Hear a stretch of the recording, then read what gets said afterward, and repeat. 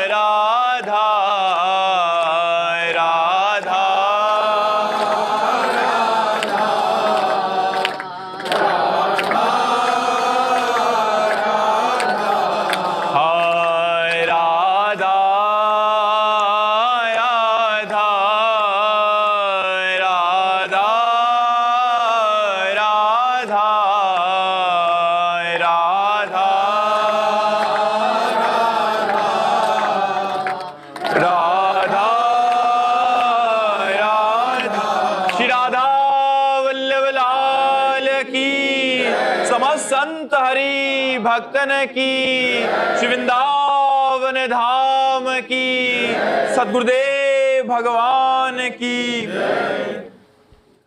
उदित शर्मा जी, नई दिल्ली से। राधे राधे महाराज जी। महाराज जी, मेरा प्रश्न है कि मैंने आपके एकांतिक वार्तालाप में आपको कहते सुना है कि हर प्रतिकूल परिस्थिति को हमेशा सहना चाहिए, मगर गीता जी में भगवान श्री कृष्ण ने अर्जुन जी को अन्याय के खिलाफ लड़ने के लिए भी कहा है। तो मेरा प्रश्न है कि क्या हमें किस स्थिति में सहना चाहिए और किस स्थिति में विरोध? दो बात समझनी है। एक है विरक्त मार्ग और एक है गृहस्थ मार्ग। इस समय भगवान छात्र धर्म का उपदेश कर रहे हैं। अर्जुन क्षत्रिय कुल में प्रकट हुए। छात्र धर्म का कि जो अधर्माचरण करता है, तुम राजकुमार हो, तुम्हारा अधिकार है दंड देना, इसलिए उनको दंड दो। लेकिन अगर यही एक साधु की बात हो तो भगवान उसे देखो, अगर कोई भागवत पढ़ता हो एकादश स्कंद में तितिक्ष ब्राह्मण की कथा भगवान सुनाते हैं एकादश स्कंद में। उस समय कहते हैं, हे उद्धव, यदि कोई गर्दन पकड़ कर दबा दे, बांध दे, पीड़ा दे, पिटाई करे, तो भी कुछ नहीं बोलना चाहिए, चुपचाप सह जाना चाहिए।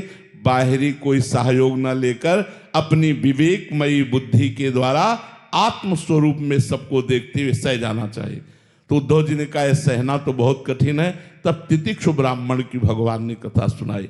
जब हम विरक्त मार्ग का अनुसरण करेंगे, भगवत मार्ग का अनुसरण करेंगे, तो क्षमा उमा संत कह यही बड़ाई, मंद करत जो कले भलाई। वो बुरा कर रहा है, हम उसका भला कर रहे हैं, ये हमारा साधु मार्ग है। लेकिन उस समय अर्जुन जी छात्र धर्म से युक्त युद्ध भूमि के बीच में है, तो भगवान छात्र धर्म का उपदेश कर रहे हैं। और जब ज्ञान मार्ग का, भगवत मार्ग का उपदेश होता है, तो ये क्रूरा पापिनो न च सताम संभाष्य दृश्याश्च ये सर्वान वस्तुतया निरीक्ष परम स्वाराध्य बुद्धिर्मम। जो घोर पापी हैं, दुष्ट हैं, नीच हैं, संभाषण योग्य भी नहीं, उनमें भी मेरे श्री राधा वल्लभ लाल विराजमान है, ऐसी दृष्टि रखो। घोर पापी में भी भगवत दृष्टि रखने की बात विरक्त मार्ग, भगवत मार्ग में, भक्त मार्ग में आई है। तो ये बात दोनों का मिलान नहीं हो सकता। दोनों का इसलिए मिलान नहीं हो सकता कि जहां इनको मारो वो उस समय छात्र धर्म का उपदेश है, और जहां ये सहो वहां भगवत मार्ग का उपदेश है। भगवान की ही वाणी से अलग अलग जय। तो हमको ये समझना होगा इस समय किसके लिए क्या उपदेश हो रहा है, उसको दूसरी जगह से नहीं जोड़ सकते। अलग अलग प्रसंग हैं, उनका अलग अलग उद्देश्य है। महाराज जी, गृहस्थ जीवन में किन बातों का मतलब विरोध कर सकते हैं और किन बातों को सहना चाहिए? गृहस्थ धर्म में हमारे ऊपर, जो सिर्फ हमारे शरीर के ऊपर अगर कोई गाली देता है, अपमान करता है, लड़ाई करना चाहता है तो हम नहीं लड़ेंगे। लेकिन हमारे परिवार के ऊपर, हमारी पत्नी के ऊपर, हमारे धर्म के ऊपर, हमारे राष्ट्र के ऊपर अगर बात आती है तो जितना हमारे में बल है उसका प्रयोग करेंगे, नहीं तो बड़े बल का, सरकार का सहयोग लेंगे और उसका विरोध करके उसको दबाएंगे, उसके अधर्म को रोकेंगे, उसकी बुरी चेष्टाओं का नाश करेंगे। अब ऐसा नहीं कि जैसे मानो क्षमा शब्द हमारे लिए है, आप हमें गाली दे दो, आप हमें ऐसा। लेकिन वहीं अगर एक दिन भिक्षा मांगने जा रहे थे तो जब लौटे भिक्षा लेकर तो एक गाय जा रही थी और पीछे से एक गड़ासा लिए हुए आदमी, तो हमने देखा, हमने कहा तो मार देगा, जोर से आवाज की, रोका उसे, रुक वहीं, ये क्या है? तो उसने कहा हमारी ठेला में केला रखे हुए थे, ये हम कुछ लेने चले गए। हम कहा देखो गाय का धर्म है अपना पेट भरना, वो ये नहीं जानती कि तुम बेचने वाले हो या क्या हो, उसको तो केवल अपना पेट भरना है। लेकिन आप इससे मार देते हैं, आप उसको ऐसे कैसे मार सकते हैं? और वो इस समय तुम बहुत धैर्य से बोल रहे, उस समय बिल्कुल क्रोध से बोल रहे थे, तभी वो रुका था जब क्रोध से बोले। कितने रुपए तुम्हारे केले, अभी हम व्यवस्था कर देते हैं, आप ऐसा। तो जब कभी अपने धर्म के ऊपर, किसी ऐसे दीनहीन के ऊपर कोई अत्याचार हो रहा हो तो वहां में साधुता नहीं धारण करनी है, वहां में बल विक्रम धारण करना है। तो धर्म का अलग अलग स्वरूप है। गृहस्थ धर्म में इतनी सहनशीलता रखनी कि हम जा रहे हैं, में कोई बिना गलती के गाली दे रहा, हम सह रहे हैं। कोई झगड़ा करना चाहता है, हम बचा लेते हैं, अब अपने को बचा लेते हैं, नहीं करेंगे झगड़ा, और चार गाली दे दे सुन लेंगे। लेकिन धर्म के प्रति, परिवार के प्रति, इज्जत के प्रति, राष्ट्र के प्रति यदि कोई बात आवे तो मौन धारण करना अपराध है। उस समय मौन धारण नहीं करना, उस समय मुखर होना, उसका विरोध करना है, ऐसा है। रवीश कुमार जी हरियाणा से। श्री हरिवंश महाराज जी, शास्त्रों में कहा गया है कि अंतःमति सो गति। कृपया महाराज जी ये स्पष्ट करने की कृपा करें कि अंतःमति का वास्तविक निर्णय किस आधार पर होता है? क्या वह केवल मृत्यु के अंतिम क्षण के तत्काल चित्त विचार से तय होती है, या फिर जीवन भर की साधना, नाम जप और अंतःकरण में बने संस्कारों से? सही बात तो पूछो तो जीवन भर की साधना का जो परिणाम है वो फाइनल अंत में मिलता है। ऐसा नहीं कि जीवन भर विषय भोगता रहा, पापाचरण करता रहा, अंत में वो राधा बोल देगा या राम बोल देगा, ऐसा नहीं है। हाँ, ऐसा है कि अचानक कृपा भगवान की हो जाए, वो पापी रहा है जैसे अजामिल, और उसको अपने पुत्र के बहाने निकला नारायण, और शरीर छूटने का समय था, तो भगवत पार्षद आ गए, यमदूतों को तिरस्कृत करके उसे भगवत धाम की यात्रा की अजामिल ने। बकाया ऐसा सिद्धांत नहीं है। सिद्धांत ये है कि जो जीवन भर भजन करता है, भगवान का चिंतन करता है, यदि वो अंतिम समय भगवान का चिंतन नहीं कर पाता, बेहोश कोमा में चला गया, अब वो भगवत चिंतन करने लायक है नहीं, तो उस समय फिर भगवान उसके अंदर चिंतन देते हैं, क्योंकि सिद्धांत है, अंतःमति सो गति। तो अब वो तो कामा में है, बेहोश है, अब उस समय उसके अंदर स्फुरित होगा राधा राधा, क्योंकि जीवन भर उसने भजन किया है। अब अंतिम फाइनल न बिगड़े तो उसके हृदय में भगवान स्वयं स्फुरित करते हैं, भगवान नाम या अपना रूप प्रकाशित करते हैं। या अंतिम समय किसी महात्मा की कृपा हो जाए, जैसे पूज्य राधा बाबा की कुटिया थी, तो सामने एक बूढ़ी माई आकर के सोहनी लगाती थी रोज। तो उठते बैठते कभी बाबा की दृष्टि चली जाती थी, तो कई वर्ष से वो सोहनी लगा रही थी नियम पूर्वक। फिर 2-3 दिन नहीं आई तो बाबा ने पूछा कि वो माता जी जो आती थी वो नहीं है। ऐसा ना समझे कि संतों की दृष्टि नहीं रहती, बाबा कभी बोले नहीं, कुछ कहा नहीं, लेकिन दृष्टि में तो बोले वो माता जी ने, बोले महाराज वो तो बहुत बीमार 2-3 दिन से थी, हमें लगता है उनका शरीर पूरा हो जाएगा। बोले अरे शरीर पूरा हो जाएगा, चलो हमें ले चलो, कहाँ है माता जी। अब ले गए तो वो पड़ी ही थी बेहोश स्थिति में। तो ऐसे जाकर माथे पे हाथ रखा और कहा माता जी कुछ दिखाई दे रहा है? बोले हाँ, राधा माधव खड़े हुए हैं, मुस्कुरा रहे हैं और कह रहे हैं चलो हमारे साथ। बाबा उठे और चल दिए और माता जी का शरीर पूरा हो गया। तो किसी सिद्ध पुरुष की अंतिम समय कृपा हो जाए, भगवान की कृपा हो जाए कि कोई भक्त सानिध्य मिल जाए और उसे नाम कीर्तन, मान लो बेहोश है लेकिन उसके वातावरण में नाम कीर्तन शुरू हो गया, जहाँ शरीर बेहोश पड़ा है, तो उसको भगवत गति प्राप्त हो जाएगी। या जीवन भर भजन किया है, अंतिम समय भगवत स्मरण हो जाए या भगवान अंतिम समय स्मरण करवा दें, गति उसकी वही होगी जो जीवन भर भगवान का आश्रय लिया है या किसी संत का आश्रय लिया है। ऐसा नहीं कि पापाचरण कर रहा है। वो एक अजामिल उदाहरण में आए हैं, बकाया ऐसा प्रायः बहुत कम है कि कोई जीवन भर पापाचरण करता रहो, ऐसा संबंध से हो सकता है। तो यदि हमारा कोई संबंधी भागवतिक है और वो उस समय कृपा कर दे, हमें भागवतिक विधान मिला दे, या भगवान कृपा करके स्वयं ऐसा कोई संविधान कर दे अंदर हृदय में, या फिर जीवन भर भजन करता रहा है। पर खास बात जीवन भर भजन करने वाले की है कि जो जीवन भर भगवान का भजन करता रहा, अंतिम समय भगवान का स्मरण कर, वो भगवान का विशेष लाडला होगा। कल्याण हो जाना और भगवान का प्रेम प्राप्त होना, ये दोनों अलग बात है। तो कल्याण तो 2-3 गतियों से हो जाता है, जैसे किसी बहाने से भगवान नाम स्मरण हो जाना, या बेहोश स्थिति में आसपास भगवान नाम कीर्तन होना, चरणामृत पवा देना, रज लगा देना, कोई दया करके ऐसा करुणा करके संत या कोई गृहस्थ भी ऐसा कर सकता है। मान लो कोई प्राणी मर रहा है, हम उसके मुख में चरणामृत डाल दिया, रज डाल दिया, रज लगा दिया, राधा सुना दिया, अब उसका कल्याण हो जाएगा। या अंतिम समय भगवान की कृपा से कोई संत भगवान कृपा कर दे, ये भगवान वैसे प्रेम और विशेष कृपा उसी पर करते जो जीवन भर भजन करता रहा, वो भगवान की फिर दिव्य लीला में सम्मिलित हो जाएगा। कल्याण होना एक अलग बात है, कल्याण तो इतने में भी हो जाएगा कि इन घटनाओं से। लेकिन अंतिम समय प्रायः जो जीवन भर भजन नहीं करते उनको ऐसा मांगलिक संयोग नहीं मिलता, ऐसा मंगलमय संयोग नहीं मिलता। पर कृपालु भगवान कब किस पर कृपा कर दे ये भी नहीं कहा जा सकता। भगवान कृपालु हैं, कब किस पर कृपा कर दे, कौ जीवन भर पापाचरण करता रहा और अंत में संत समागम हो जाए, अंत में भगवान का स्मरण आ जाए, घबरा कर भगवान को पुकार पड़े अंत में, तो बात बन जाएगी।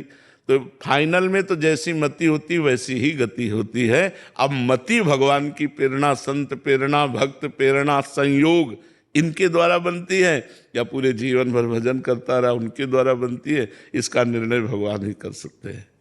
सोनू जी लुधियाना से। राधा वल्लभ श्री हरिवंश महाराज जी। गुरुदेव भगवान, गुरु कृपा से मिले भजन को करते हुए अगर हम सत्गुण, रजोगुण और तमोगुण को पार करने की चरम सीमा पर हैं, उसके क्या लक्षण हैं? हमारा मंत्र नहीं रुकेगा, चाहे तमोगुण आवे चाहे रजोगुण आवे, वो पता चलता है कि अब तमोगुण आ गया, अब रजोगुण आ गया, अब सतोगुण है जो भजन करते हैं अच्छे से।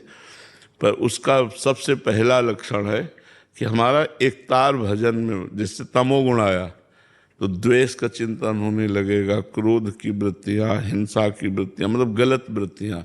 रजोगुण आया तो काम की वृत्तियाँ, ये सब भोगों की वृत्तियाँ आने लगेंगी।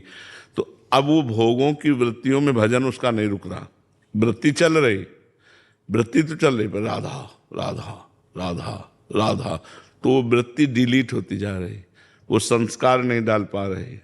तो अब रजोगुण पर आप धीरे धीरे विजय प्राप्त करेंगे, क्योंकि रजोगुण भोग प्रवृत्तियां आ रही हैं और आपका भजन नहीं रुक रहा है। ऐसे तमोगुण की वृत्तियां आ रही पर आपका भजन नहीं रुक रहा है, सतोगुण की वृत्तियां आ रही पर आपका भजन नहीं रुक रहा। एक तार भजन चल रहा है और गुण के प्रभाव से प्रभावित होकर कोई क्रिया नहीं कर रहे आप। जैसे जब तमोगुण होगा ना तो जरा सी बात में गुस्सा आ जाएगा, आपको नहीं आना है, क्योंकि पता है इस समय हमारे अंदर तमोगुण है, राधा राधा, और बहुत बनावटी ही सही, लेकिन हम बहुत मुस्कुराकर मृदु भाषण करें। रजोगुण भोग प्रवृत्तियां बढ़ रही, स्त्री आकर्षण, धन आकर्षण, पुरुष आकर्षण, दुनिया का आकर्षण, हमको व्यक्त नहीं करना, राधा राधा राधा, और दूरी बना के रखना, तो हम रजोगुण पर विजय प्राप्त कर लिए। दया, करुणा, मिलना जुलना, ये सब सतोगुण की वृत्तियों में आती है। उसको भी अंदर से निर्ममो निरहंकारा सम दुखा सुखा समी, जो निर्मम होता है वो सतोगुण पर भी विजय प्राप्त कर लेता। कोई किसी से ममता नहीं, सब पर हमारी भावना है कि सबको सुख मिले, लेकिन ममता शरीर से किसी के नहीं, तो सतोगुण पर भी विजय प्राप्त कर लेता है। और भगवान का भजन छूटा तो गुण ने प्रभावित कर दिया और आप वैसी फिर क्रिया कर लेंगे। और भजन नहीं छूटा तो गुण तुम्हें प्रभावित नहीं कर पाएंगे, अपनी क्रियाओं में नहीं ले जा पाएंगे, अपना संस्कार नहीं बना पाएंगे। तभी तो कभी अच्छा भजन होता है, कभी भोगों की प्रवृत्ति होती है, कभी नाना प्रकार के राग द्वेष का चिंतन, क्रोध, हिंसा, आलस्य, तमोगुण, प्रमाद, आज नहीं करते भजन ऐसा। तो ये सब गुणों का प्रभाव प्रभावित कर रहा है। और एक तार हमारा भजन चल रहा है और ये गुण आते जाते रहते हैं, फिर धीरे धीरे शांत हो जाते हैं, फिर गुणों का प्रभाव अंतःकरण पर नहीं पड़ता, वो बिल्कुल भगवत स्वरूप में स्थित रहता है। पर अभ्यास के द्वारा ऐसा। और खान पान, अगर हमारा खान पान रजोगुणी है तो भजन एक तार नहीं चल पाएगा, तमोगुणी है तो नहीं एक तार चल पाएगा, सतोगुण वाला हमारे भजन में सहयोग करेगा। यदि सतोगुणी भोजन है तो हमारे भजन में सहयोग करेगा, लेकिन सतोगुण भी फंसाने वाला ही है माया में। मुक्त करने के लिए तीनों गुणों से ऊपर उठना पड़ता है। तो खूब नाम जब प्रधान पहचान, भगवत चिंतन न छूटने पावे। भगवत चिंतन छूटना तो मतलब फिर उन गुणों का प्रभाव हो जाएगा। यही डर ही डरप हरिवंश हित, जिनो भ्रवै गुण सलिल पर, जी नामन मंगल लोक त्यों, सुहरिपद भज न विलंब कर। देर मत करो, जिनका नाम तीनों लोकों का मंगल करने वाला है उनका भजन करो, उनके चरणों का आश्रय लेकर। भजन छूटा तो गुण प्रवाह, जो गुण सलिल है, सलिल माने पानी, प्रवाह जो है वो आपको गिरा देगा। गुण का एक प्रवाह आता है, वो जिसे प्रवाह में काट करके तैरना बड़ा कठिन होता है। तो ऐसे गुणों के प्रवाह को काटने के लिए केवल नाम, भगवान का नाम, भगवान का आश्रय, वही गुण प्रवाह से पार कर पाएगा। तो भगवत भजन हमारा चल रहा है, तीनों गुणों का अपना प्रभाव आता जाता रहता, कोई फर्क नहीं पड़ता, धीरे धीरे आप विजय प्राप्त कर लेंगे। प्रधान दृष्टि भजन पे रखनी है। और जैसे हमारा भजन बने, वो खान पान, वो दृश्य, जैसे रजोगुण आया और मोबाइल में आप गलत बातें देखने लगे तो अब आप नष्ट हो जाओगे, गुण आपको नष्ट कर देगा। तमोगुण आया, आप वैसी प्रमाद स्थिति, निद्रा, आलस्य, लड़ाई झगड़ा, तो आपका भजन छूट जाएगा, चिंतन बिगड़ जाएगा। तो हमको ये करना है कि भजन न छूटे, हमें मेन पॉइंट पर रहना है कि हमारा भजन न छूटा तो कोई भी दोष, कोई भी विकार हमें परास्त नहीं कर पाएगा। और भजन छूटा तो फिर रही क्या गया, फिर वो गिरा देगा। ठीक है ना। खान पान सतोगुण होना चाहिए, हमारा देखना, सुनना, बोलना, पढ़ना, लिखना, ये सब सतोगुण होना चाहिए, तभी हम आगे बढ़ेंगे। दीप्ति बिष्ट जी देहरादून से। राधे राधे महाराज जी। महाराज जी, क्या मन का भटकना लक्ष्य की स्पष्टता ना होने के कारण होता है और मन को एक लक्ष्य पर टिकाए रखने का सही तरीका? लक्ष्य भी बन जाने पर मन भटकेगा। क्यों भटकेगा? पूर्वाभ्यास। जैसे हमारा लक्ष्य है कि हम भगवान को प्राप्त करें और उसमें बाधक है संसारिक भोग।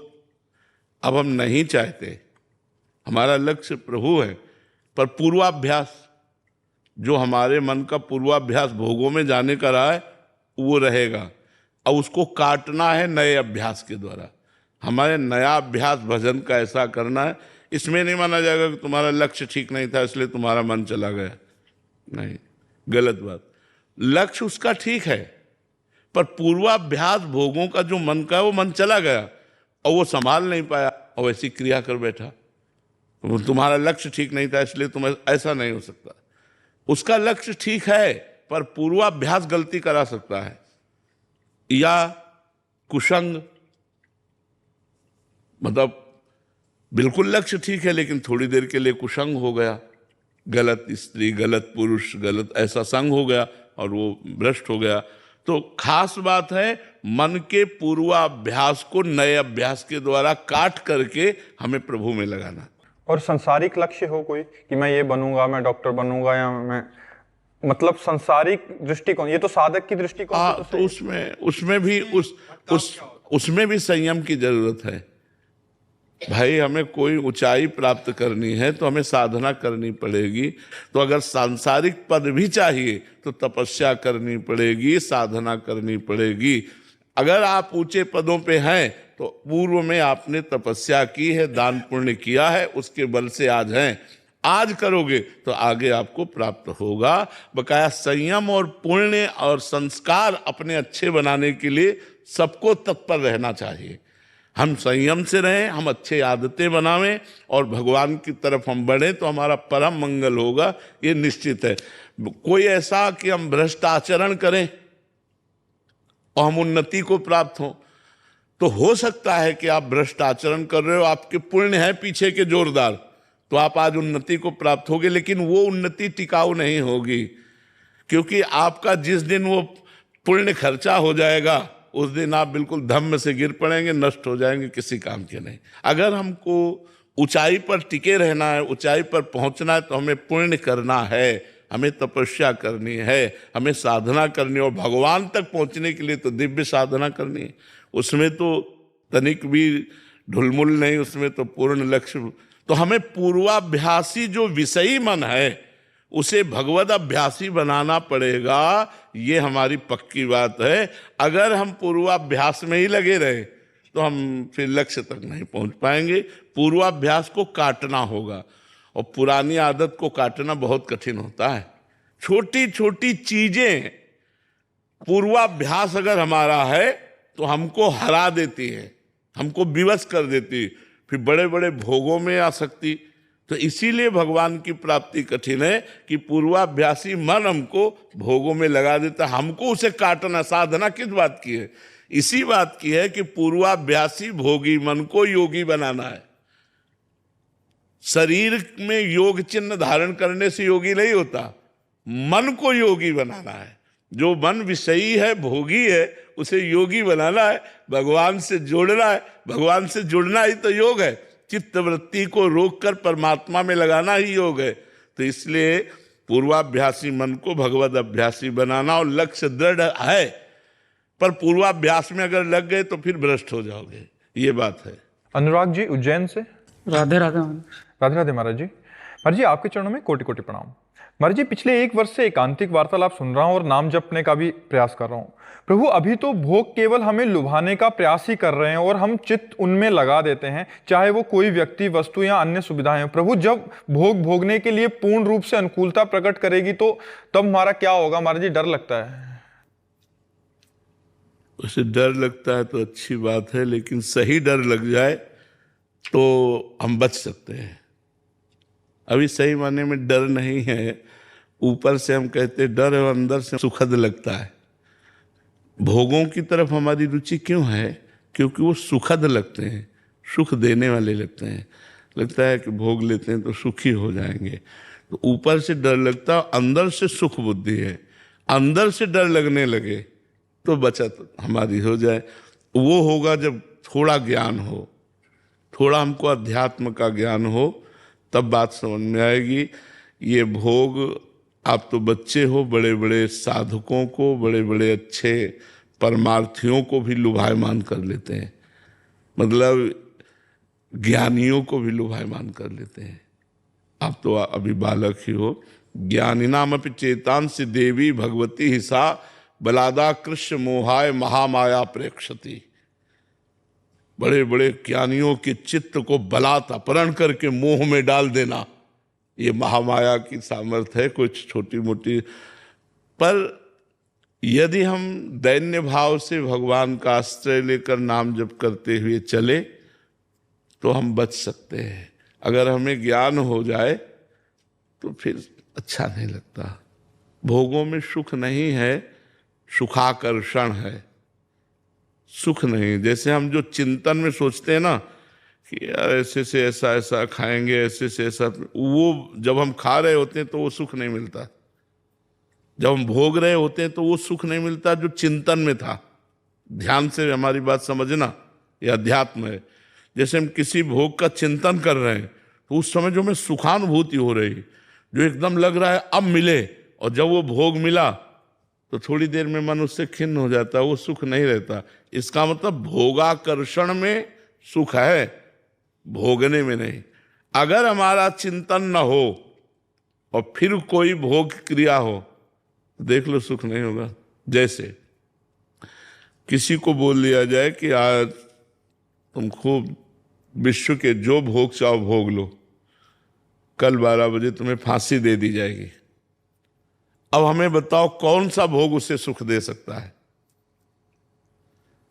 क्योंकि उसका चिंतन हट गया, उसका चिंतन लग गया। अब बताओ, अब उसे कौन सा भोग सुख दे सकता है? सुंदर स्त्री, सुंदर भोग, सुंदर खान पान, वो कपड़ा, उसको किसी से कोई स्वाद नहीं मिलेगा। क्यों? क्योंकि चिंतन हट गया, चिंतन मृत्यु में लग गया कि कल 12 बजे तुम्हें फांसी दे दी जाएगी। तो जिसमें सुख है तो उसमें है, चाहे जिस परिस्थिति में है। परमात्मा में सुख है तो फांसी की सजा सुनने पर भी मुस्कुराहट होगी। जैसे श्री दाम नाम के एक भक्त थे, वो बड़े करुणाशील थे, भक्त में करुणा होती, दया होती। तो वो बादशाह के खजांची थे। तो जैसे कोई गया हो, महाराज मैं गरीब आदमी हूँ, बेटी का ब्याह है, तो खजाने से वो दे देते। यद्यप चाहिए कि राज आज्ञा लेकर खजाने से दें, पर राज आज्ञा चूंकि वो इतना दयावान करुणावान तो था नहीं कि सब गरीबों के लिए वो आज्ञा कर दे, तो इसलिए वो कर देते थे। धीरे से काजी को पता चला, जांच हुई तो बात पक्की मिली और उन्होंने स्वीकार किया कि हम बिना राज आज्ञा के खजाने से हम दे देते हैं, तो ये अपराध बनाना। तो उनको राजा ने, बादशाह ने फांसी की सजा सुनाई, तुम्हें फांसी दे दी। और बड़े भक्त, भगवान का भजन करने वाले, बड़े करुणा में, मतलब वो राज आज्ञा में रहते थे लेकिन वो संत थे। उनका चरित्र आया, श्री राम जी का चरित्र है। वो मुस्कुरा दिए, जब फांसी की आज्ञा हुई तो मुस्कुरा दिए। और उनके आराध्य देव थे महाराष्ट्र में जो विराजमान विट्ठल भगवान है, विट्ठल भगवान आराध्य देव थे। तो कहा जैसी विट्ठल की कृपा। तो उनका तुम्हारी अंतिम इच्छा क्या है? तो उनका एक बार विट्ठल भगवान के सामने से मुझे निकलवा दो, मतलब एक बार आंख मिलवा दो। तो उनको बंधन में डाल करके और विट्ठल भगवान के सामने गए, कहा आप राजी हो? बचल दे, आप राजी हो कि मुझे फांसी हो? तो हम राजी हैं। जोई जोई प्यारो करे सोई मोहि भाए। यदि प्यारे तुम्हें ऐसा लगता है कि अब मेरा शरीर अंत हो फांसी के द्वारा, तो कोई बात। इधर भगवान पहुंचे बादशाह के पास, 15-16 वर्ष की अवस्था। भगवान तो कितना भी, आग को कितना भी छुपा, छुपती थोड़ी, कमल नयन, और मुस्कुरा करके सलाम किया, क्योंकि वो इसलिए वो पहली बात तो रुपए देख करके उसका होश उड़ गया। उन्होंने कहा सुनो, हमारे मालिक को तुमने फांसी की सजा सुनाई है खजाने के कारण, और ऐसे पीतांबर से छोड़े वो हीरे। बोले हीरे रत्न ऐसे हैं कि तेरा खजाना कुछ नहीं है। और देखा कि वो बड़े कीमती, ये ले और तुरंत मेरे आदेश कर मेरे मालिक को छोड़ा जाए। बोले मालिक? बोले श्री राम मेरा मालिक है, मैं उनका नौकर हूं भगवान। तो बोले श्री राम ने तो कभी बताया नहीं, बोले इतने गुप्त है कि पूछो मत, हमने मना किया कि तुम्हारी नौकरी ना करे। तुम्हारे पास ऐसे खजाने में है ही नहीं रत्न और हीरे जैसे हमारे मालिक के पास है। अब वो तुरंत आदेश करने में लगा, जाओ तुरंत उनको रोको। वो बद स्थान की तरफ ले गए, कहीं उनको फांसी न दे दी जाए। तो घुड़सवार दौड़े, उनको रोक। इतने में भगवान अंतर ध्यान होगा। अब वो पागल बादशाह कहाँ गया हो, कहाँ गया? श्री राम को बादशाह हाथ जोड़कर बोले, एक बार अपने नौकर की दर्शन करा दो, दीदार करा दो। बोले हमारे को नौकर? हम तो आपका नौकर है। बोले नहीं, उसका नाम बिट्ठू था। बिट्ठू बोला था और वो इतनी अवस्था का लगभग था और ये हीरे देकर तो उनके आंखों में आंसू आ गए। अरे बोले ये नौकर नहीं, अखिल ब्रह्मांडों के मालिक भगवान विट्ठल हैं जो हमारी रक्षा के लिए आपके सामने ऐसे आए थे। तो अगर भगवान से संबंध है तो किसी भी स्थिति में मन विचलित नहीं होगा। अगर भगवान से संबंध नहीं है तो फांसी की सजा या मृत्यु की या कैंसर या बड़ी बात सुनते ही हमारा चित्त, अब उसको भोग अच्छे थोड़ी लगते हैं, तो हमारा चित्त भगवान में जैसे जैसे लगता जाएगा, भोगों में सुख नहीं है, ये पक्की बात है, आकर्षण है, भोगाकर्षण है, भोगों में सुख नहीं तो आप सब गृहस्थ तो सुखी हो जाते ना, बोल देते अब कछुनाथ न चाही मुझे, मिल गया सुख, लेकिन आज तक किसी को नहीं मिला। वही भोगने की लालसा, वही फिर खाने की लालसा, देखने की लालसा, सुनने की, ये इंद्रियों के शब्द स्पर्श रूप रस गंध जो है ना, ये आकर्षण मात्र है, इनमें कोई सार बात नहीं। सार बात भगवान में है। मन सब कुछ प्राप्त करके भी एक अशांत रहता है, एक कुछ खोज करता है सुख की, मन में वो प्रसन्नता नहीं, क्योंकि वो प्रसन्नता तभी पूरी होगी जब भगवान से हम जुड़ेंगे। तो हमारा चित्त भगवान में लगे, ऐसा प्रयास करो तो भोगों से मन हट जाएगा। द्वैता भेषी जी, राधे राधे महाराज जी। महाराज जी, ईश्वर स्मरण नाम भजन से अत्यंत रुदन शुरू हो जाता है, एक तड़प सी होती है, असह्य रुदन चालू ही रहता है। रुदन को नियंत्रित करने के लिए नियम से 11 बार दुर्गा सप्तशती शुरू किया है महाराज जी, बट महाराज जी इसमें कैसे मन अशांत हो जाता है, फिर ईश्वर प्राप्ति का मार्ग ऐसे में?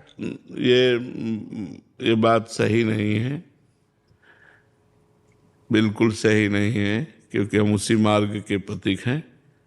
मन अशांत हो जाता है रुदन करने पर। भगवान के नाम पर, भगवान के चिंतन पर जब रुदन आएगा ना तो मन नाच पड़ेगा, आनंद में डूब जाए। नहीं, शब्दों का सारा खेल है, बातें हाथी पाइयो, बातें हाथी पाओ। बात में हाथी इनाम में मिल जाएगा, बात में ही हाथी के पैर के नीचे कुचला दिए जाओगे। मन अशांत हो जाता है, ये शब्द पाठ करते करते मन अशांत हो जाता है। दुर्गा सप्तशती किस बात के लिए? मन अलग अलग विचारों से भर जाता। तो कहाँ भगवान में प्रेम है? जब प्रेम हो जाएगा भगवान में, तो यही तो होता है ना कि हमारी बात समझो। अध्यात्म का प्रश्न है, अध्यात्म के उत्तर हैं तो थोड़ा कड़ुए लग सकते हैं। हमें हर समय रुदन होता है भगवान के नाम का चिंतन करके, और हमारे विचारों में परिवर्तन होता है और हमारा मन अशांत रहता है। दोनों बिल्कुल विपरीत से। अभी नाम जप करो, डट के नाम जप करो, और एक मार्ग पकड़ो, एक मार्ग कोई पकड़ो। हम कह रहे हैं माँ को पकड़ो तो माँ को पकड़ो, प्रभु को पकड़ो तो प्रभु, एक को पकड़ो और चलती रहो, और जो अनुभूतियां उन्हें गुप्त रखो, तो आगे आप अध्यात्म में। नहीं तो कोई स्थिति थोड़ी है। जब रोना आता है ना भगवान के लिए, रोम रोम पुलकित हो जाता है, मन एकदम आनंद से उन्मत्त हो जाता है। उस दशा को कैसे वर्णन करें? वो कोई साधारण दशा है? गदगद सुर नैना सजल दंपति रस रहे भीन, व्रत वृंदा विपिन में फिरे प्रेम तल्लीन। जब तो केवल आह भर करके पुकार सकता है और कुछ नहीं बोल सकता। राधा, हा प्रियाजू, हा कृष्ण, हा प्रीतम, बस अशांत। अरे उसको छू ले तो अशांत शांत हो जाए, उसको देख ले तो अशांत शांत हो जाए, इतना वो शांति का स्वरूप हो जाता है जो भगवान के प्रेम में। इसलिए नाम जप करो, शास्त्रों का स्वाध्याय करो, गंभीर रहो, कोई दंभ ना आने पावे। दंभ माने होता दिखावा, कोई दिखावा ना आने पावे तो आपकी भक्ति सही रास्ते में चल पाएगी।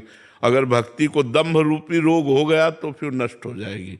दिखावा नहीं होना चाहिए, ये अंतर की गुप्त वस्तु है। अगर हम बनावटी ही रोएं तो भगवान उसे सही मान लेते हैं। एकांत में रोएं, प्रभु हम तब प्रेम के आंसू हैं कि नहीं मुझे पता नहीं, लेकिन आपके लिए हैं।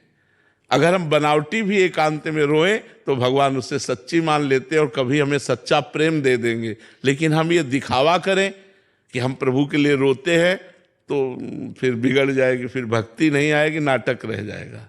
रश्मि राजपूत जी, औरैया। राधे राधे। राधे राधे महाराज जी। महाराज जी, मैंने आपके श्रीमुख से एक सत्संग में ये सुना था कि साधक को किसी से पैर नहीं छुआने चाहिए, पुण्य नष्ट हो जाते हैं। गुरुदेव, मैं एक शिक्षिका हूँ, जैसे कि मैं विद्यालय जाती हूँ, सभी बच्चे आकर पैर छू लेते हैं। मेरा मना करने के बाद भी कि मैं बोलती हूँ राधे राधे बोलो, बस यही प्रभु की इच्छा है, पर महाराज जी ऐसी स्थिति में जब वो पैर छू लेते तो मेरा पुण्य नष्ट होगा? नहीं, नेत्रों से तुम उन्हें प्रणाम कर लो। जैसे कोई आके बच्चा पैर छूता है तो तुरंत हे भगवान आप इस रूप में हो, अच्छा राधे राधे, ठीक है। ऊपर से हम भले सांसारिक व्यवहार करें, लेकिन अंदर से हमें भागवतिक रहना चाहिए कि इन सब बच्चों के रूप में भगवान ही है, हमें सेवा दी है पढ़ाने की, मेरे भगवान ही है, ऐसी भावना रखनी चाहिए। जैसे कोई आके पैर छू लेता है या साष्टांग दंडवत करता है या नमस्कार करता है, तो अपने लोग पहले उसे नमस्कार कर लेते हैं। आप आ ही रहे हो, हम पहले मानसिक नमस्कार कर लिया, अब आपका जो मन है, चाहे साष्टांग करो चाहे पंचांग करो, कोई तो जैसे बच्चा आ रहा है तो पहले आप मानसिक प्रणाम करो कि इसमें भगवान विराजमान है, तो आपका पुण्य नष्ट नहीं होगा। ध्याना सोनी जी। राधे राधे महाराज जी। महाराज जी कोटि कोटि प्रणाम। महाराज जी, गीता जी में कहा है कि कर्म करो पर फल की चिंता ना करो, परंतु महाराज जी हम विद्यार्थी काल में हमारा लक्ष्य अच्छे मार्क्स लाना है ऐसा रहता है, तो फल के बिना कैसे हम कर्म? वो बड़ी ऊंची बात है। तो अभी तुम जैसा भाव कर रहे हो ऐसा ही करो। किसका प्रश्न है? ऐसा ही करो कि मैं अच्छी पढ़ाई पढ़ूं और मैं अच्छे नंबर लाऊं, मैं ग्रेजुएट बनूं, ऐसी भावना करो। अभी वो अध्यात्म की ऊंचाई की बात है कि कर्म बंधन से मुक्त होने का उपाय क्या है? कर्म करो और फल की आशा न रखो। अभी आप कोई अध्यात्म में थोड़ी चल रहे हैं, अभी बच्चे हो। अगर फल की आशा नहीं रखोगे तुम, तो तुम्हारी रुचि नहीं होगी पढ़ाई में। समझो, जब हम फल की आशा करते हैं तो हमारी रुचि ज़्यादा बढ़ जाती है। हम आशा करते हैं कि हमारे व्यापार में अच्छा लाभ हो, और अगर हम आशा ना करें तो इतना प्रयत्न व्यापार में क्यों करें? आप समझना। तो एक स्थिति आएगी जब आप इन सब बातों को प्राप्त करने के बाद भी अशांत होगे, तब आप प्रश्न करोगे कि अब मैं क्या करूं, क्योंकि अच्छी नौकरी है, रुपया भी मिलता है, परिवार भी सब है, फिर भी मेरा मन व्याकुल है। तब आपको अध्यात्म का रास्ता मिलेगा। अध्यात्म में ये बात है कि कर्म करो, फल की आशा मत रखो। सुख दुखे समय कृत्वा लाभालाभो जया जयो। आपने कर्म किया, परिणाम में सुख मिला या दुख मिला, लाभ मिली या हानि मिली, जय हुई या पराजय हुई, इसकी चिंता मत करो।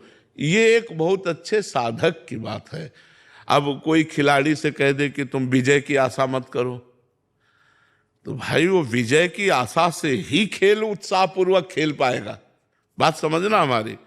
एक किसान से कहो कि वो पहले ही आशा करता है कि मैं फसल बोऊंगा तो इसमें 1 मन गेहूं लगेगा बीज में, तो 40 मन बाद में होगा। वो आशा करके पसीना चुआता है, मेहनत करता है। तो ये जो प्रारंभिक कर्म है, ये आशा से ही पूर्ण होने की भावना हमारे अंदर कर्म में प्रवृत्त करती है। कोई भी बिना आशा के कर्म कहाँ करता है? संसार में आशा तो हो जाती है ना, मैं ये करूंगा तो लगभग इतनी प्रॉफिट हो जाएगी, उसके फल की आशा करके ही वो कर्म में प्रवृत्त होता है। अब वो जब कर्म का फल दुख आया तो विचलित हो जाता है। हर बार थोड़ी कि आप विजयी ही होते रहोगे, कभी कभी पराजय भी आती है। तो भगवान इसलिए कह रहे हैं कि तुम समान भाव बना रहे तुम्हारा, तुम दुख सुख से लिप्त ना हो, इसलिए तुम फल की आशा मत करो। पर वो ऊंची बात है। अभी बच्चे हो तुम, खूब अच्छी आशा करो कि मैं ग्रेजुएट हूं, मैं अच्छे नंबर से पास हूं, मैं अमुक डिग्री प्राप्त करके अमुक नौकरी करूं। आशा रखो, जिससे तुम्हारे प्रयत्न में उत्साह रहेगा, तुम्हें कर्म करने में उत्साह रहेगा। वो तो योग है। अभी तो आप संसार के बच्चे हो, नाम जप करते रहो और खूब अच्छी पढ़ाई। हर व्यक्ति चाहता है, जैसे भजन करने वाला, मैं अच्छा भजन करूं, भगवान का अच्छा भक्त बन जाऊं, भगवान के चरणों का मुझे प्रेम प्राप्त हो, ऐसी आशा तो करता है ना। लेकिन भजन का जब एक फल उत्पन्न होगा हृदय में, तो सब आशाएं शांत हो जाती हैं। मिले भगवान न मिले, दुख मिले सुख मिले, गति हो दुर्गति हो, इन सब बातों से मन हटकर शांत भजन में भगवदाकार हो जाता है। वो स्थितियां हैं। अभी तुम ऐसा जैसा भाव है वैसे चलो और नाम जप करते रहो। राधा राधा जो तुम्हें प्रवीण बनाएगा, तुम्हारी बुद्धि को शुद्ध करेगा, लौकिक पारलौकिक सुख प्रदान करने में समर्थ है राधा नाम, इसलिए राधा राधा जपते रहो। हर्ष कुमार राणा जी गुजरात से। श्री हरिवंश महाराज जी, आपके चरणों में कोटि कोटि प्रणाम। महाराज जी, पिछले 2 सालों से आपके द्वारा बताए गए मार्ग पर चलने का प्रयास कर रहा हूं। गुरुदेव, मैंने आपकी श्री वाणी से शरीर के बारे में सुना है कि स्थूल शरीर, सूक्ष्म शरीर और कारण शरीर, और यही तीनों शरीरों से भागवतिक चेष्टाओं के बारे में। तो महाराज जी, भागवतिक चेष्टा कैसे करें? भागवतिक चेष्टा हो रही है कैसे समझें? और भागवतिक चेष्टा हो रही है पर स्वीकृति कैसे आए और स्वीकृति को दृढ़ कैसे करें? भागवतिक चेष्टा का तात्पर्य होता है तस्मात् शास्त्रम प्रमाणम ते कार्या अकार्यो व्यवस्थितौ। शास्त्र के अनुसार हमारे कर्म होने चाहिए, शास्त्र विरुद्ध कर्म नहीं होने चाहिए। जब स्थूल शरीर से पवित्र धर्म में भागवतिक क्रियाएं होती हैं या जो भी कर्म है वो भगवत समर्पित किए जाते हैं, तो उसका प्रभाव सूक्ष्म शरीर पर पड़ता है। सूक्ष्म शरीर है मन, बुद्धि, चित्त, अहंकार, 5 ज्ञानेंद्रियां, 5 कर्मेंद्रियां, ये ही है। तो जो सूक्ष्म शरीर है वो पवित्र संकल्प करने लगता है मन, बुद्धि पवित्र निश्चय करने लगती है, चित्त पवित्र भगवान का चिंतन करने लगता है, अहंकार भगवान के दासत्व में बदलने लगता है। प्रभु मेरे स्वामी, मैं प्रभु का दास। इसका प्रभाव पड़ता है कारण शरीर पर। कारण शरीर कहते हैं स्वभाव। जैसे हमारे यहाँ श्री सेवक जी महाराज कहते हैं, यह जो पर्यो मोहि सहज स्वभाव, श्री हरिवंश नाम रस चाव, नाव सुदृढ़ भव तरन को। बोले मेरा ये स्वभाव पड़ गया है कि निरंतर श्री हरिवंश, श्री हरिवंश, श्री हरिवंश ये नाम हमारे चलता रहता है। स्वभाव, कारण शरीर स्वभाव। श्रुतौ राधिका कीर्तिरंता स्वभावे, हमारा स्वभाव बन गया है प्रिया प्रीतम की चर्चा सुनने का। श्रुतौ राधिका कीर्तिरंता स्वभावे, हमारा स्वभाव बन गया है प्रिया प्रीतम के जस का कीर्तन करने का। तो जब स्थूल शरीर से कोई पवित्र क्रियाएं, धर्म में भागवतिक क्रियाएं करता है, तो उसका सूक्ष्म शरीर पवित्र होता है। जब सूक्ष्म शरीर पवित्र होता है तो उसका स्वभाव बदल जाता है। जो स्वभाव भोगी था वो योगी हो जाता है, जो प्रपंची था वो भगवत स्वरूप हो जाता है। तीनों बदल गए, स्थूल, सूक्ष्म और कारण। और जहां तीनों पवित्र हुए, तो जैसे साफ दर्पण में अपना प्रतिबिंब साफ दिखाई देता है, ऐसे स्वच्छ अंतःकरण में, पवित्र बुद्धि में ज्ञान का प्रादुर्भाव होता है और वो अपने स्वरूप को देखता है कि मैं इन तीनों शरीरों से अलग हूं, स्थूल, सूक्ष्म और कारण, और वो जीवन मुक्त महापुरुष हो जाता है। इन्हीं शरीरों के राग के कारण हमारी दुर्गति होती है, क्योंकि कर्ता भाव होने के कारण जो हम कर्म करते हैं उसके अनुसार फिर जन्म होता है, फिर कर्म करते हैं, फिर जन्म होता है, बार बार जन्म, बार बार मरण, बार बार माँ के गर्भ में जाना, ये हमारा चलता रहता है तब तक जब तक तीनों शरीर पवित्र नहीं होंगे। स्थूल, सूक्ष्म और कारण तीनों का राग नहीं त्याग देते, तब तक हमारा ये आवागमन चलता रहेगा। तो चाहे भक्ति के द्वारा, चाहे ज्ञान के द्वारा, तीनों शरीरों को पवित्र करना और तीनों शरीरों का राग त्याग देना, तब वो मोक्ष या प्रेम को प्राप्त होता है। अगर शरीर से प्रेम बना रहे, आसक्ति बनी रहे, तो भक्ति रंग नहीं लाई। भक्ति जब रंग लाती है तो देह कुटुंब ते जाए छूट सब ही विधि नातो। शरीर से राग उसका खत्म हो जाता है। शरीर सुख में है या दुख में, उसके भगवत चिंतन पर कोई फर्क नहीं पड़ता। और यदि शरीर में राग है तो दुख पड़ते ही भगवान का विस्मरण होने लगता है, वो पीड़ा, वो चिंता, वो शोक ग्रसित हो जाता है। इसलिए तीनों शरीरों का राग भगवान की कृपा से नष्ट होता है। साधन हम करते हैं, कृपा भगवान करते हैं। केवल साधन से ही नहीं होता, इसमें मुख्यतः महत कृपा होती है। मुख्यस्तु महत कृपा ही हो, महापुरुषों की कृपा, भगवान की कृपा, तो हमारे शरीरों का राग नष्ट हो जाए और भगवान से प्रेम हो जाए या आत्मस्वरूप का बोध हो जाए। आप समझ पाए? मनोज जी, मर्जी भागवत जी में एकादश स्कंद में लिखा है कि हे उद्धव, तुम ज्ञान के सहित अपने स्वरूप को जान लो और ज्ञान विज्ञान से संपन्न होकर भक्ति भाव से मेरा भजन करो। मर्जी यहाँ कौन से ज्ञान विज्ञान को जानने की बात कह रहे हैं? देखो, भगवान का जो ये रचनात्मक स्वरूप संसार है, ये भी भगवत स्वरूप ही है। मूल बात समझो, ये जो रचनात्मक संसार आप देख रहे हैं, जड़ चैतन्य, गोस्वामी तुलसीदास जी कह रहे हैं, जड़ चेतन जग जीव जत, जितना भी जड़ चैतन्य जीव है, बोले सकल राम मैं जानी, मैंने ये जाना कि ये सब भगवान ही है। अच्छा, सब भगवान है तो यहां कौन है? अपने में भी तो भगवान है। ये जान जाना कि भगवान हमारे हृदय में ही विराजमान है, सबके हृदय में विराजमान है। ये बहुनाम जन्म नावंते ज्ञानवान माम प्रपद्यते वासुदेवा सर्वमित सा महात्मा सुदुर्लभा।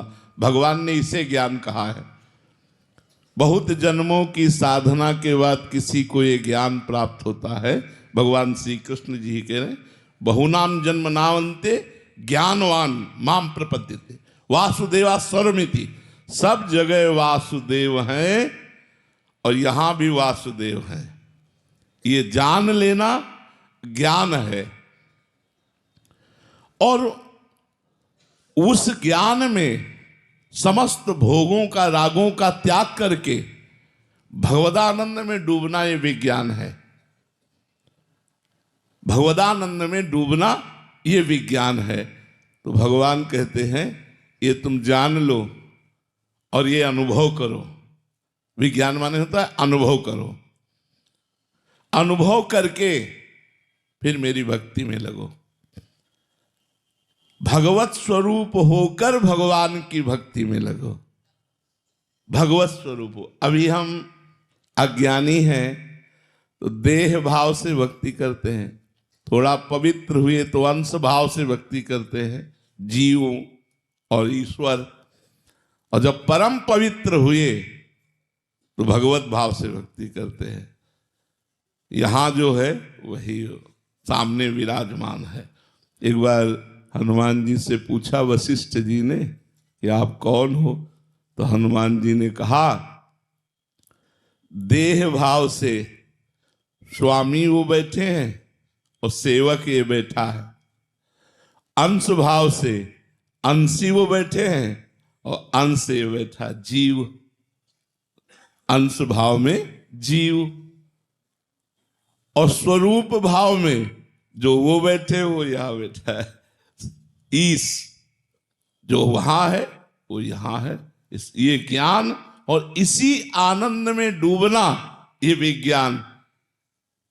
इस आनंद में डूबते हुए भगवत स्वरूप होकर भगवान की दिव्य भक्ति में डूबते हुए हमारे प्रति समय व्यतीत करो। भगवान ऐसा आदेश कर रहे हैं। समझ पाए आप प्रभु जी? अनुराधा कुमावत जी, राधे राधे महाराज जी। महाराज जी, मैं पिछले 3 सालों से राधा नाम जप करने का अभ्यास कर रही हूँ। महाराज जी, मन और इंद्रियां ज्यों की त्यों ही चंचल है। मैं सर्वथा सामर्थ्यहीन हो गई हूँ। ना प्रवृत्ति मार्ग में मन लगता है, ना निवृत्ति मार्ग को, मतलब खाने को दौड़ता है। हाँ, कई बार हमने चर्चा की है कि भगवदानंद मिला नहीं और विषयानंद छोड़ दिया बड़ी दुख की यात्रा है। ये यात्रा सबको काटनी पड़ती है। ये यात्रा ऐसी है कि बिना साधु संग के चली ही नहीं जा सकती, क्योंकि विषयों के प्रति सुख बुद्धि है और भगवान के लिए हम अपना जीवन अर्पित करना चाहते हैं, तो भोगों का हमें त्याग करना पड़ेगा। सुख है ऐसा होना ही इच्छा है भोगने की। अब उस साधक का जो जीवन होता है वो बड़ा आग में जीवन होता है। भगवदानंद मिला नहीं, विषयानंद छूटा नहीं, अब बताओ कैसे जिए। तब उसे सत्संग जीवित रखता है, उसके अंदर सत्संग नवीन उत्साह और आशा पैदा करता है और भजन उसको दृढ़ करता है। साधन को हरि भजन है कै सत्संग सहाय। सत्संग सहायता करता है कि उत्साह आता है, नहीं हमें प्रभु मिलेंगे, हमें विषयों की तरफ नहीं जाना, हमें परमात्मा की तरफ ही चलना है। नहीं तो देखो, मन पूर्वाभ्यासी भोगों का है, पूर्व से अनेक जन्मों से भोग भोगता आया है।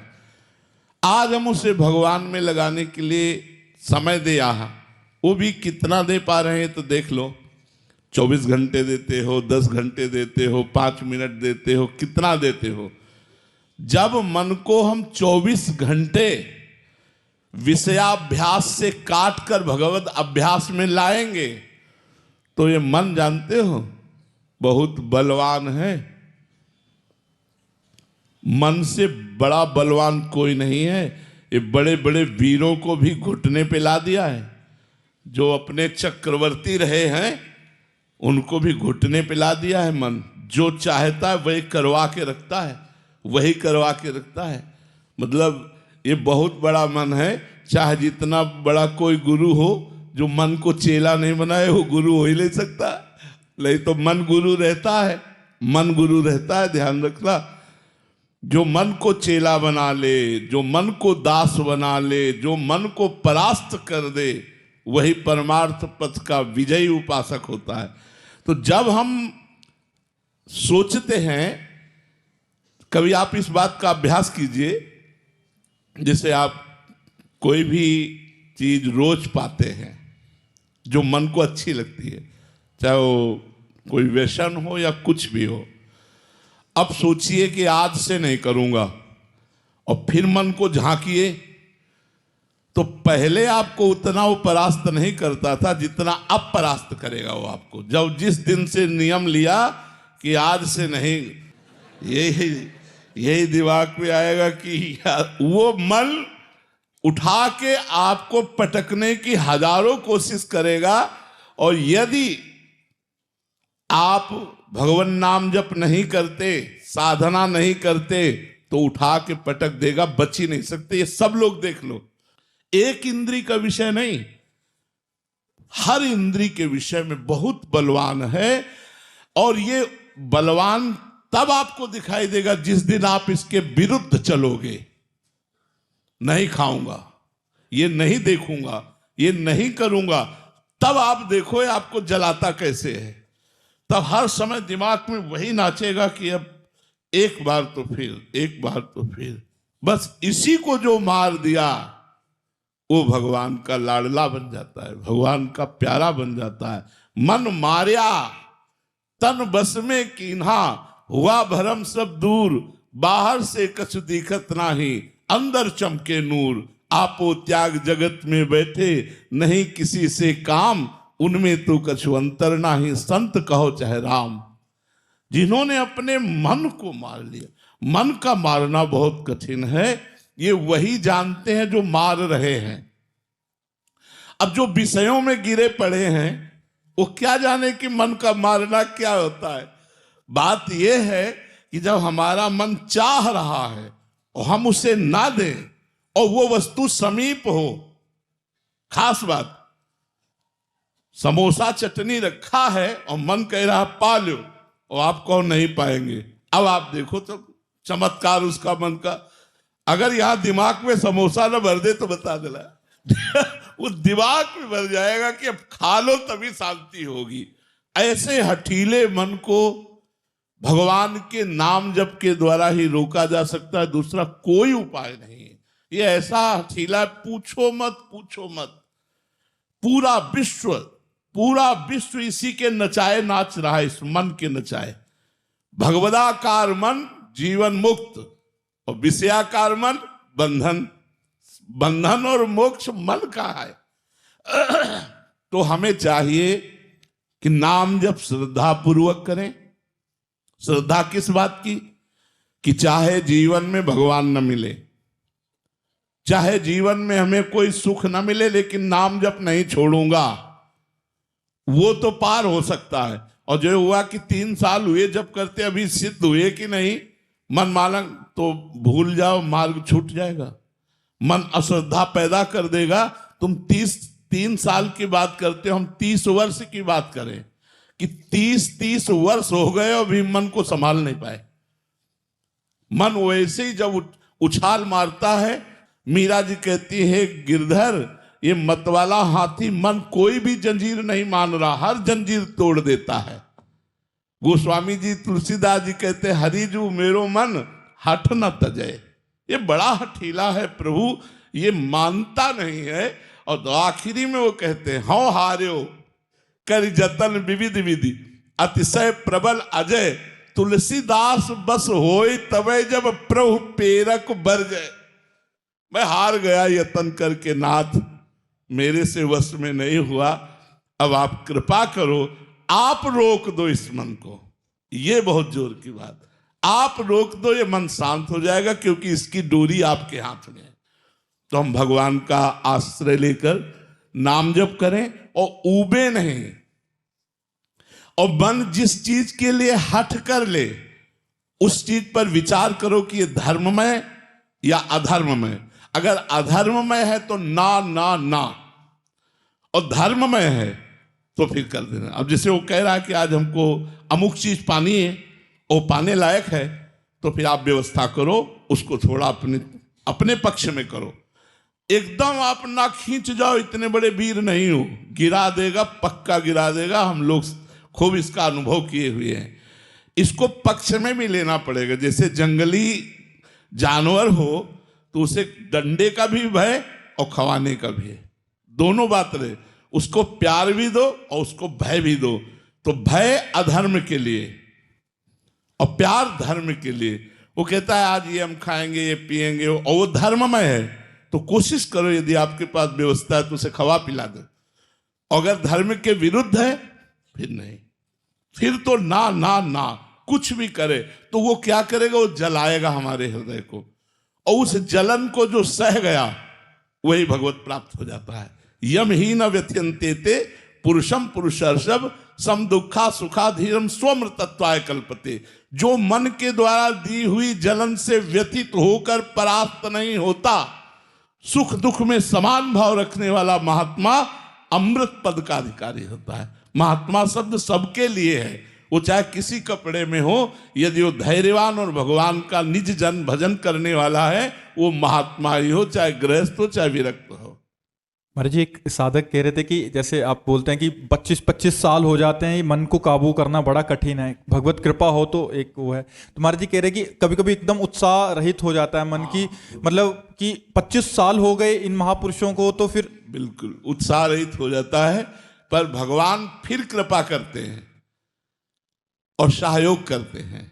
कभी कभी मन एकदम निराशा पैदा कर देता है। बताया नहीं कि भगवान तो मिले नहीं, और विषयानंद सामने दिखाई दे रहा है भोगने के लिए, और मन लालायित है पर भोग नहीं रहा, क्योंकि भगवान के मार्ग में चलना है। तो उस साधक के ऊपर भगवान विशेष कृपा करते हैं। जहां वो लड़खड़ाने लगता है तहां कृपा करके संभालते हैं और फिर अपना आकर्षण देते हैं। क्योंकि ये मार्ग प्रारंभ भी भगवान से होता है और मध्य भी भगवान में है और अंत भी भगवान से ही होता है। साधक की कोई सामर्थ्य नहीं, उसका साधन भी भगवान है और उसके साध्य भी भगवान है। तो जब कभी निराशा छाई, निराशा का अंधेरा छाया जीवन में, तो प्रकाश का पुंज बन करके आए और कोई ऐसी बात करी, कोई ऐसी झांकी दिखाई, कोई ऐसी घटना घटाई, अरे मेरे प्रभु, अरे मेरे दीन बंधु, फिर मन भाग पड़ा भगवान की तरफ, ऐसे चला जाता है। और वो भगवान पकड़ कर चलाते हैं। आप निश्चित समझो, जिस समय साधक जलता है तो एक एक सेकेंड का हिसाब भगवान देते हैं उसके, फिर इतना आनंद देते हैं कि नाच पड़ता है और कहता है पायो जी पायो, मैंने राम रतन धन पायो। नाच नाच करके मीरा जी कहती है कि वस्तु अमूलक दी मेरे सतगुरु, सदगुरु ने अमूल्य वस्तु दे दी, भगवान का नाम। इतना परमानंद मिलता है, जीव कृतकृत्य हो जाता है। इसलिए थोड़ी ये जलन तो बर्दाश्त करनी पड़ेगी। एक दिन यहाँ एकांतिक में कह रहे थे, संसार का मार्ग तो जलन जलनमय ही है, भगवत मार्ग थोड़ी देर के लिए जलन सह जाओ फिर निकल जाओगे। ये थोड़ा रास्ता जो जब तक भोगाकर्षण भस्म नहीं हो जाता तब तक आपको जलन। अब कितना भजन आप करते हैं देखना है। अगर आप 24 घंटे भजन कर रहे हैं, तन्मयता धारण कर रहे हैं, तो महीनों में हो सकता है। आप थोड़ा भजन किए, विषय सेवन किए, तो वर्षों लग सकते हैं, जन्म लग सकता है, कई जन्म लग सकते हैं। ये बहुत बड़ी यात्रा है। देखो, अगर 3 वर्ष में 3 सेकेंड भी नाम में लग गया तो आपने बहुत बड़ी विजय हासिल कर ली। अनंत जन्मों का बिगड़ा हुआ मन 3 मिनट 3 सेकेंड यदि भगवान में लगने लगा तो आपने विजय हासिल कर ली। मतलब दवा काम कर रही है। रोग में 3% अगर हमारा सुधार हुआ तो हमें चिंता नहीं करनी चाहिए, वो पूरा 100% सुधार कर देगा। और देखो, लग तो गया है यार। जितने लोग बैठे हो, अगर आपने 10 मिनट का नियम लिया है नाम जप का, और उस 10 मिनट में कोई आ जाए तो आपको डिस्टर्ब करे, तो आपका मन ही कह देगा, मतलब 10 मिनट राजी हो गया। अगर धीरे धीरे इससे हम समय बढ़ाते जाएं और 24 घंटा तो चलते फिरते, उठते बैठते, खाते पीते, सोते जागते, हर समय नाम जप, अरे फिर क्या कहना है। माया पर विजय प्राप्त हो गई, भगवान का साक्षात्कार। जैसे जैसे नाम पाप नष्ट करता है, वैसे वैसे मंगलमय भगवान की झांकी सामने आने लगती है, और देख देख कर साधक पुलकित होता है, आनंदित रहता है। फिर आगे का मार्ग तो इतना आकर्षण में है कि दौड़ पड़ता है साधक पर। इतना मार्ग जो है वो बहुत खतरे का है। ये बिना गुरु कृपा और संत संग के नहीं चला जा सकता। महाराज जी, आप 2 प्रकार के सिद्धांत बताते हैं। एक है जो साधक साधन करके परिपक्व होता है उसका, और एक कहते हैं कि आपकी खिलाड़ी के हाथ का गेंद बन जाओ। तो ये भी एक सिद्धांत की उनके हाथ का, तो वो गिरेगा भी तो इतनी जोर से थपक लगाए। हाँ, तो साधक ही तो खिलाड़ी के का खेल का गेंद है, साधना ही तो वो गेंद है। मान लो साधन से वो भ्रष्ट हो गया, गिर गया, तो फिर भगवान उसको गिरा थोड़ी रहने देंगे, थपक मारी और लक्ष्य तक पहुंचा दिया। ये तो बड़े बड़ों के जीवन में आता है। देखो, जो दौड़ता है वही गिरता है, जो गिरा पड़ा है वो क्या गिरेगा। जो साधना में चल रहा है वही तो भ्रष्ट माने होता खिसकना, फिसल जाना। फिसलेगा तो वही जो दौड़ रहा है ना, तो उसको इनाम मिलता है। कोई ऐसा थोड़ी कि दंड मिलता है। जो कुश्ती लड़ते हैं तो मान लो 5000 की कुश्ती, तो 5000 रुपया जीतने वाले को मिले, लेकिन 2500 उसको भी मिलेगा। जो हारा है 2500 उसको भी देते हैं, उसका भी। तो इस मार्ग में अगर हार भी गए तो विजय ही होगी, तो लाभ ही होगा, हानि तो होनी ही नहीं है भगवत मार्ग में। श्री हरिवंश महाराज जी, मेरे घर में मेरे बुजुर्गों ने अपना कुछ अर्थ संभाल कर रखने को मेरे को दिया था 15 वर्ष पूर्व, लेकिन 10 वर्ष पहले ही वे शरीर छोड़कर चले गए। तब से उनका अर्थ मेरे पास सुरक्षित है, इसकी जानकारी किसी को नहीं है। मैं इसका उपयोग कैसे और कहाँ करूं जिसका उनको पूर्ण लाभ हो। वैसे धर्मार्थ कर दो तो बहुत अच्छा रहेगा। जैसे आवारा गायें, बूढ़ी गायें, बीमार गौएं जहाँ सेवन की जाती हैं, नंदी, हम इसलिए ये नाम ले रहे हैं कि इनमें स्वार्थ नहीं है। लेकिन बूढ़ी गौएं, बीमार गौएं, आवारा, नंदी, इनकी जहाँ सेवा होती हो, या जहाँ गरीब लोगों को फ्री औषधि दी जाती हो वहाँ, या संत, जहाँ संत भगवंत की सेवा होती हो वहाँ दे दो, या गौशाला में दे दो ऐसी, या किसी मिशन में ऐसे दे दो जहाँ गरीब लोगों को दवाएं दी जाती हैं, उनकी वस्त्र आदि बीमारी की, ये सब। तो ऐसी जगह लगा दो तो तुम्हारे जिन्होंने धन दिया है उनका कल्याण हो जाएगा, उनका मंगल हो जाएगा। ठीक है।